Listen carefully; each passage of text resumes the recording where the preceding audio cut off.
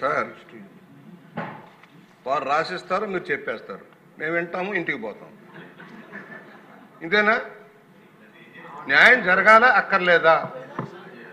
రాష్ట్ర ప్రజలకు మేలు జరగాల అక్కర్లేదా? ఇంకా అధికార గణంలో మార్పు రాలే. గత ప్రభుత్వం నాడగా నడుస్తూ ఉన్నారు.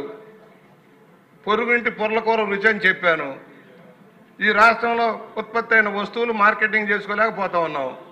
ఇవాళ మీకు ఏదైతే 70 లక్షల టన్నులు మీరు సేకరిస్తా ఉన్నారు ధాన్యం, 67% చొప్పున 46,50,000 టన్నులు దాదాపుగా బియ్యం వస్తుంది.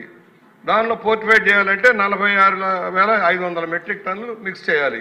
మీరు ఇవాళ టెండర్ పిలిచింది 33,000 టన్నులు పిలిచారు. మీరు చెప్పింది 4 సంవత్సరాలు అన్నారు. నేను 10 సంవత్సరాలు లెక్క పేరు వేడిన పిలిచాను. పక్కన మంత్రి గారు ఉన్నారు, ఆయన్ని కూడా అడుగుదాం సలహా. ఎందుకంటే ఎస్ఎంఎస్లు ఆయనే కదా మంత్రి గారు, ఎస్ఎంఎస్లు మంత్రి గారు ఆయనే. వాళ్ళు అసలు మీ డిపార్ట్మెంట్ దగ్గరికి వెళ్తే అసలు మీరు మీ రిజిస్ట్రేషన్లోనే లేదు పోమన్నారు, ఎస్ఎంఎస్కి అవకాశం లేదు పోమన్నారు. మీ దగ్గరే నీతి వ్యాఖ్యలు చూస్తున్నారు. వాళ్ళ ఆఫీసులకు వెళ్తే వాళ్ళు ఎలా బిహేవ్ చేస్తారో మనం కూడా చూస్తూ ఉన్నాం. వాళ్ళ లెక్కపత్రం లేదు. కనీసం ఈ రాష్ట్రం కోసం, రాష్ట్ర ప్రజల కోసం, రాష్ట్ర ఇండస్ట్రీ కోసం, ఉపాధి కోసం పనిచేద్దామని ఆలోచన ఉంటే మనసు ఉంటే మార్గం ఉంటుంది సార్. చంద్రబాబు గారు చెప్పినట్టుగా మనసు ఉంటే మార్గం ఉంటుంది. అసలు మనసే లేకపోతే మనం ఏం చేస్తాం? దయచేసి ఆలోచన చేయండి సార్. పెద్దయిన బుచ్చయ్య చౌదరి గారు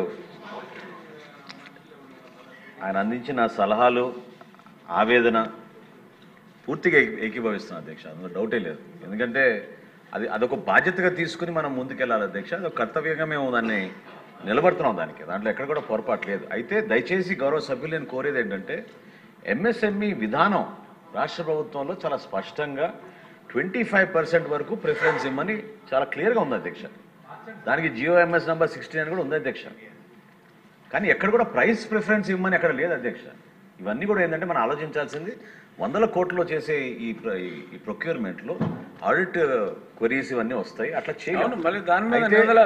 అయితే ఖచ్చితంగా నేను మాటిస్తున్నాను గౌరవ సభ్యులకి, రాష్ట్రంలో ఉన్న ఈ ఎంఎస్ఎంఈలు ఎవరైతే ఉన్నారో ఎఫ్ఆర్కే మ్యానుఫ్యాక్చరర్స్, వాళ్ళకి ప్రిఫరెన్స్ ఇచ్చే విధంగా సపరేట్ టెండర్ పిలిచి వాళ్ళకి న్యాయం చేసే విధంగా తప్పకుండా మేము చర్యలు తీసుకున్నాం అధ్యక్ష. ఇందులో ఏమాత్రం కూడా డౌట్ లేదు.